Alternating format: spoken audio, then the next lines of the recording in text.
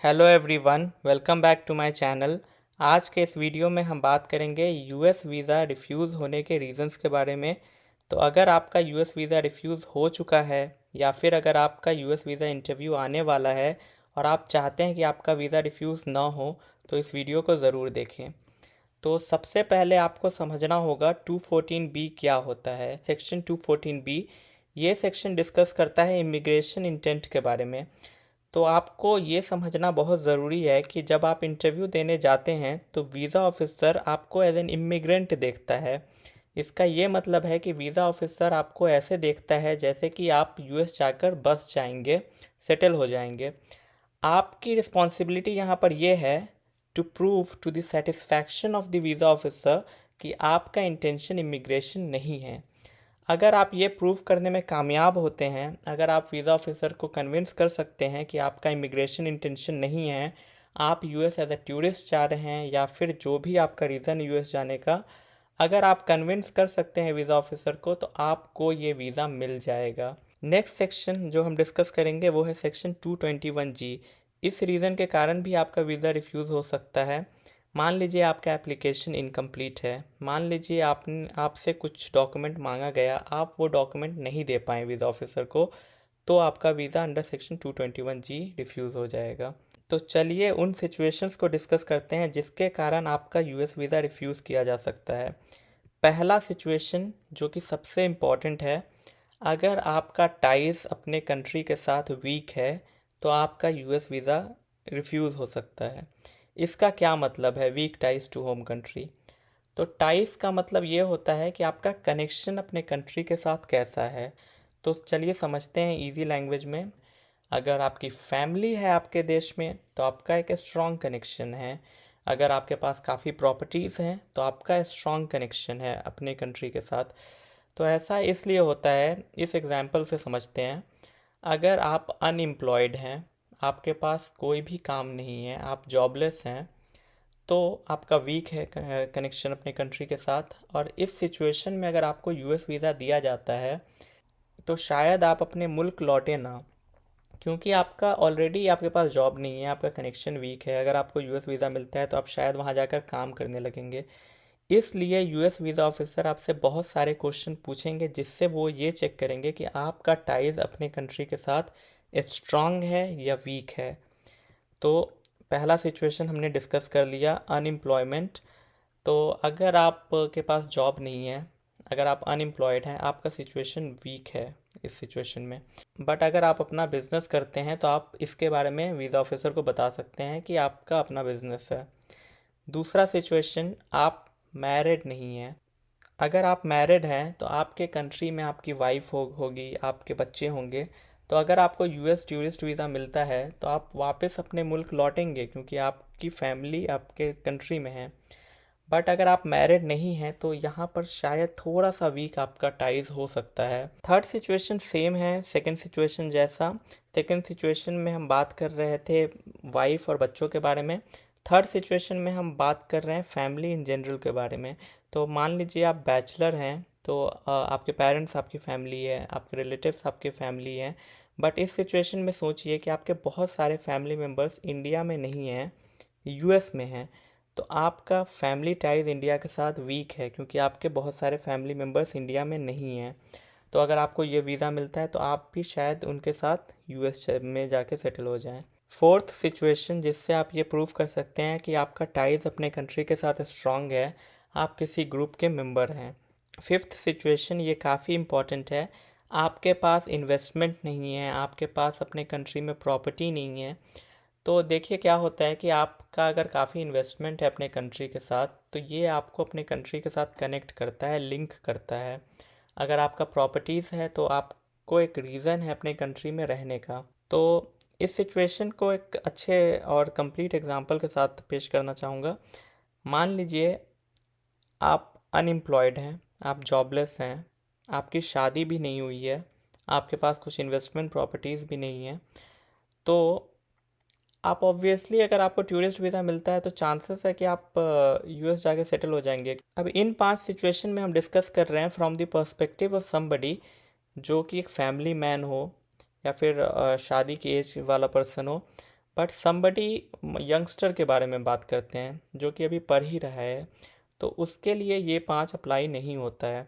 तो अगर if somebody is a student, तो फिर उसका टाइज ऑटोमेटिकली स्ट्रांग होता है अपने कंट्री के साथ। तो अगर आप ये 5 नहीं हैं, फर्स्ट 5, अगर आपका सिचुएशन वीक है और आप पढ़ाई भी नहीं कर रहे हैं, तो आपका वीक टाइज है अपने कंट्री के साथ। चलिए पॉइंट 2 के बारे में डिस्कस करते हैं, lack of preparation for the interview. अब सोचिए, ये वीज़ा पाने के लिए आपका सबसे इम्पॉर्टेंट है यूएस वीज़ा इंटरव्यू। अगर आपका इंटरव्यू का प्रिपरेशन ही वीक है, तो फिर आपको कैसे उम्मीद है कि आपको यूएस वीज़ा मिल सकता है। तो आपको अपने DS-160 को अच्छे से रिव्यू करके जाना है। ईच एंड एवरी डिटेल आपको पता होना चाहिए अपने DS-160 के बारे में, क्योंकि आपसे कुछ भी पूछा जा सकता है। तो आप जब DS-160 फिल करते हैं तो प्रॉपरली फिल कीजिए, each and every detail accurately fill कीजिए, याद रखिए आपने क्या डिटेल फिल किया है, ये बहुत इम्पॉर्टेंट है। तो चलिए अब थर्ड टॉपिक के बारे में बात करते हैं जिसके कारण भी यूएस वीज़ा रिफ्यूज़ हो जाता है, वो है इंफॉर्मेशन मिसमैच। तो ये पॉइंट 2 से रिलेटेड ही है। तो वीज़ा ऑफिसर आपसे क्वेश्चन पूछता है, वो आपके प्रोफाइल के बेस्ड पे आपसे क्वेश्चन पूछता है। उसके सामने आपका DS-160 वीज़ा एप्लीकेशन फॉर्म जो आप भरते हैं, वो वीज़ा ऑफिसर के सामने रहता है एक स्क्रीन पे, और वो आपसे क्वेश्चन पूछता है। तो he knows every information that you have filled. तो आप अगर कुछ आंसर दे रहे हैं तो वो आंसर अगर कंसिस्टेंट नहीं है जो एप्लीकेशन आपने फिल किया है उसके साथ, तो फिर आपका वीज़ा रिफ्यूज़ हो सकता है। मतलब दोनों ही सेम होना चाहिए। अगर आप इंटरव्यू में कुछ और बोल रहे हैं और DS-160 में कुछ और लिखा है, तो ऑब्वियसली वो आपका वीज़ा रिफ्यूज़ कर देगा। तो ये था हमारा पॉइंट 3। चलिए पॉइंट 4 डिस्कस करते हैं, purpose of visit not clear. तो आप जब इंटरव्यू देने जाते हैं तो आपसे फर्स्ट क्वेश्चन पूछा जाता है जनरली कि what is your purpose of visit, और ये क्वेश्चन आपके DS-160 में भी रहता है, what is your purpose of visit. तो आइडियली आपका purpose of visit obviously match करना चाहिए। सेकंड, आपसे मैं ये डिस्कस करना चाहूँगा कि हमने स्टार्टिंग में पढ़ा कि आपका इमिग्रेशन इंटेंट वो चेक करते हैं, तो आपका इंटेंशन चेक करते हैं, और यहाँ पे आपकी रिस्पॉन्सिबिलिटी है वीज़ा ऑफिसर को कन्विंस करने की कि आपका इंटेंशन इमिग्रेशन नहीं है। तो ये क्वेश्चन जब वीज़ा ऑफिसर आपसे पूछते हैं पर्पज़ ऑफ विजिट, तो यहाँ पर आपको एक मौका होता है ये शो करने का कि आपका जो इंटेंशन है वो इमिग्रेशन नहीं है, वो कुछ और है। जैसे कि अगर आप वेकेशन पे जा रहे हैं और आपसे पूछा जाए कि why are you going, and आप जस्ट ये बोल रहे हैं कि मैं टूरिज़म पे जा रहा हूँ, तो फिर आप बहुत ज़्यादा कुछ कर नहीं रहे हैं कि वीज़ा ऑफिसर को कन्विंस करने के लिए कि आपका इमिग्रेशन इंटेंशन नहीं है। इस सिचुएशन में अगर उसके पास ज़्यादा आइडिया नहीं है आपके बारे में कि आप किस लिए जा रहे हैं, तो आप वो आपका वीज़ा रिफ्यूज़ कर सकता है। तो आपके पास जब ये मौका है इस आंसर को देने का, ऐसे देने का जिससे उसका कन्फ्यूजन दूर हो, तो आप अगर वेकेशन पे जा रहे हैं तो आप थोड़ा सा बताइए कि कहाँ जा रहे हैं, किस लिए जा रहे हैं। तो एक एग्जांपल आप ऐसे दे सकते हैं, अगर आप न्यूयॉर्क जा रहे हैं तो I will be staying for a week in New York visiting Times Square, Brooklyn Bridge. आपका जो भी रीज़न है, मैं यहाँ पर बस आपको एक एग्जांपल दे रहा हूँ कि आप किस रीज़न के लिए यूएस जा सकते हैं घूमने के लिए अगर जा रहे हैं तो। I am going to be visiting Disney World for a week. ये रहा वेकेशन का। अगर आप टूरिज़म पे जा रहे हैं तो आप बताइए आप कहाँ जा रहे हैं। अगर आप किसी फैमिली फ्रेंड्स से मिलने जा रहे हैं तो आप बताइए क्यों जा रहे हैं फैमिली फ्रेंड्स से मिलने। फॉर एग्ज़ाम्पल, अगर आप बोलते हैं कि I am going to meet my family, तो फिर वीज़ा ऑफिसर के माइंड में ऑब्वियसली ये क्वेश्चन होगा कि वाई। तो कुछ भी रीज़न है, जो भी आपका रीज़न आप बता दीजिए। फॉर एग्ज़ाम्पल, अगर आपके फ्रेंड का या आपके बहन का, भाई का, किसी का भी बर्थडे है, आप उसके बर्थडे पे जा रहे हैं, या फिर आपका भाई का कॉन्वोकेशन है तो आप उस पे जा रहे हैं, या फिर किसी का एंगेजमेंट है, वेडिंग है, आप उस पर जा रहे हैं, तो आप ये आंसर्स दे सकते हैं। बेसिकली आप बता रहे हैं अपना रीज़न, आप यूएस क्यों जा रहे हैं। ये दो सिचुएशन है। थर्ड सिचुएशन यहाँ पर है, अगर आपका कॉन्फ्रेंस है, इवेंट है, कुछ भी मीटिंग है, तो आप बता दीजिए कि I am going to attend a conference, जिस भी शहर में आप जा रहे हैं वहाँ का नाम लेकर। तो अगर आप ऐसे आंसर्स देते हैं तो आपका चांस बहुत हाई रहेगा वीज़ा अप्रूव होने का। ये था फोर्थ सिचुएशन। फिफ्थ सिचुएशन हम डिस्कस करेंगे जिसके कारण वीज़ा रिफ्यूज़ होता है, वो है स्ट्रॉन्ग टाइज इन यूएस। हमने इनिशियली बात किया है, अगर आपको याद होगा, कि आप क्या इमेजिन कीजिए कि आपके बहुत सारे फैमिली मेम्बर्स यूएस में हैं एंड इंडिया में आपके फैमिली मेम्बर्स बहुत कम हैं। तो इस सिचुएशन में क्या हो रहा है कि आपका टाइज इंडिया के साथ वीक है, यूएस के साथ स्ट्रांग है, क्योंकि यूएस में आपके ऑलरेडी बहुत सारे फैमिली मेम्बर्स हैं। इस सिचुएशन में वीज़ा ऑफिसर को ऐसा लग सकता है कि आपका भी इंटेंशन ये होगा कि आप भी यूएस जाके सेटल होना चाहते हैं। तो फैमिली टाइज बहुत ज़्यादा स्ट्रांग यूएस में होना ये एक वीक पॉइंट हो सकता है। सेकेंड सिचुएशन, आप अपने गर्लफ्रेंड और बॉयफ्रेंड से मिलने जा रहे हैं यूएस, और अगर आप ये इंटरव्यू में बोलते हैं कि I am going to meet my girlfriend my boyfriend, तो फिर वीज़ा ऑफिसर को यहाँ पर भी ये लग सकता है कि आपका इमिग्रेशन इंटेंशन है। तो ये काफ़ी ही ट्रिकी एस्पेक्ट है वीज़ा इंटरव्यू का। तो क्योंकि वीज़ा ऑफिसर को ये लगता है कि वो आपका इमिग्रेशन पिटिशन डाल सकते हैं वहाँ, तो अगर बॉयफ्रेंड गर्लफ्रेंड है या फिर फैमिली बहुत ज़्यादा है यूएस में, तो ये एक थोड़ा सा वीक पॉइंट हो सकता है जिसके कारण आपका वीज़ा वो रिफ्यूज़ कर सकते हैं। अब हम बात करेंगे other reasons for visa refusal. तो मिसिंग डॉक्यूमेंट्स हमने डिस्कस किया है, सेक्शन 221G। अगर आपसे कुछ भी डॉक्यूमेंट मांगा जाए, आप प्रोवाइड नहीं कर पाएँ वो डॉक्यूमेंट, तो उस रीज़न के कारण आपका वीज़ा रिफ्यूज़ हो सकता है। सेकंड है लैक ऑफ कॉन्फिडेंस। ध्यान रखिए, यूएस वीज़ा इंटरव्यू काफ़ी इंपॉर्टेंट है, क्योंकि जनरली वीज़ा ऑफिसर आपसे डॉक्यूमेंट नहीं मांगेगा, वो आपको जज करेगा इन वो 1 या 2 मिनट का जो भी आपका इंटरव्यू है, उसमें वो आपको जज करेगा कि आपको वीज़ा देना चाहिए या नहीं। तो आपसे क्वेश्चन पूछेगा फैमिली के बारे में, कि जॉब के बारे में क्वेश्चन पूछेगा। इससे वो ये जज करेगा, स्पेशली जॉब रिलेटेड क्वेश्चन से, दैट आपके पास फंड है या नहीं यूएस आने का, और ये भी जज कर रहा है कि आपका टाइज स्ट्रांग है या नहीं आपके कंट्री के साथ। तो यहाँ पर वीज़ा ऑफिसर आपको जज कर रहा है, आपको अपने आप को कॉन्फिडेंट दिखाना है, आपको ऐसा नहीं दिखाना है कि आप कुछ गलत कर रहे हैं। तो लैक ऑफ कॉन्फिडेंस भी एक रीज़न हो सकता है जिसके कारण आपका वीज़ा रिफ्यूज़ हो सकता है। बॉडी लैंग्वेज आपको अच्छा रखना है, कॉन्फिडेंस दिखाना है। अगर ये ध्यान रखिए कि अगर आप कुछ गलत करते हैं, अगर हम कुछ गलत करते हैं, तो हमारा बॉडी लैंग्वेज थोड़ा अजीब हो जाता है, थोड़ा हम नर्वस हो जाते हैं। तो नर्वस होना it's all right, but at the same time अब बातों में ज़्यादा स्टटर ना करने लगें, अच्छे से बात करें, कॉन्फिडेंस दिखाएं। थर्ड सिचुएशन है डोंट ओवर कम्युनिकेट। मतलब आपसे जो पूछा जा रहा है बस आपको उतना ही बताना है, एक्स्ट्रा बताने की कोई भी ज़रूरत नहीं है, इसके कारण भी आपका वीज़ा रिफ्यूज़ हो सकता है।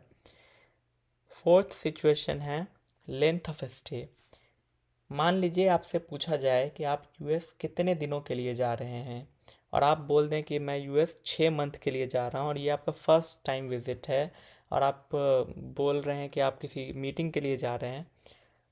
किसी भी मीटिंग के लिए 6 मंथ के लिए यूएस जाना does not make sense. Instantly वो आपका वीज़ा रिजेक्ट कर देगा। तो फर्स्ट टाइम है, आप DS-160 में मेंशन कीजिए 3 वीक, मैक्सिमम 4 वीक, उससे ज़्यादा मेंशन मत कीजिए, स्पेशली अगर आपका फर्स्ट टाइम है। तो आप जाकर रह सकते हैं, इसमें कुछ भी गलत नहीं है, क्योंकि आपका वीज़ा 6 मंथ तक वैलिड रहेगा। बट अगर आप बोल रहे हैं कि I am staying for 6 month and I am going to attend a meeting, it does not make sense and they will reject your visa. Fifth situation है, अगर आपका यूएस वीज़ा प्रीवियसली रिफ्यूज़ हो चुका है, तो फिर आप बताइए उनको कि इस बार आपके पास क्या नया है, what has change from your previous visa application, कि आपका वो वीज़ा रिफ्यूज़ ना करें। तो अगर प्रीवियस वीज़ा रिफ्यूज़ल है, तो फिर चांसेस बहुत हाई हो जाते हैं फिर से रिफ्यूज़ होने का, unless you are able to convince them कि आपका सिचुएशन चेंज हो चुका है जिसके कारण आपको वीज़ा मिल जाना चाहिए। नेक्स्ट सिचुएशन है आपका ट्रैवल हिस्ट्री बिल्कुल भी नहीं है। तो इस सिचुएशन को मैं अलग सिचुएशन के साथ भी ऐड करूँगा। मान लीजिए आप अगेन अनएम्प्लॉयड हैं, आपकी फैमिली टाइप वीक है, और आपका बिल्कुल भी ट्रैवल हिस्ट्री नहीं है, आपने जस्ट कॉलेज पास किया है, तो again it is difficult for them to give you visa. ऐसा नहीं है कि विथ नो ट्रैवल हिस्ट्री आपको वीज़ा नहीं मिलता है, बहुतों को वीज़ा मिला है विथ नो ट्रैवल हिस्ट्री, मुझे भी मिला है, तो आपको भी मिल सकता है। तो this is not the only contributing factor, क्योंकि बहुत सारे अदर फैक्टर्स भी हैं, राइट। तो अगर आपका पर्पस ऑफ विज़िट बहुत ही जेन्युइन है कि सच में एक मीटिंग है, कॉन्फ्रेंस है जिसके लिए आपको इनवाइटेड हैं, आपके पास लेटर्स है जो प्रूफ करता है कि आपका कॉन्फ्रेंस मीटिंग है, या फिर कुछ भी रीज़न हो सकता है, अगर आपका रीज़न जेन्युइन है, अगर इनमें से एक भी पॉइंट में अगर मान लीजिए आप वीक हैं, इट डज़ नॉट मैटर। अगर किसी और पॉइंट में आप स्ट्रांग हैं, try to show your strong points, तब weak point will not be considered. But अगर आप सब में वीक हैं then obviously no one can help you. तो ये सारे रीजंस थे जिसके कारण आपका वीज़ा रिफ्यूज़ हो सकता है। And if you like this content please subscribe my channel, इस वीडियो को लाइक कीजिए। एंड सबसे इम्पॉर्टेंट मुझे ये बताइए कि आपका रीज़न क्या है यूएस जाने का, आपकी ट्रैवल हिस्ट्री है या नहीं है, आप कितने दिनों के लिए यूएस जाना चाहते हैं। तो ये कमेंट कीजिए। Thank you so much.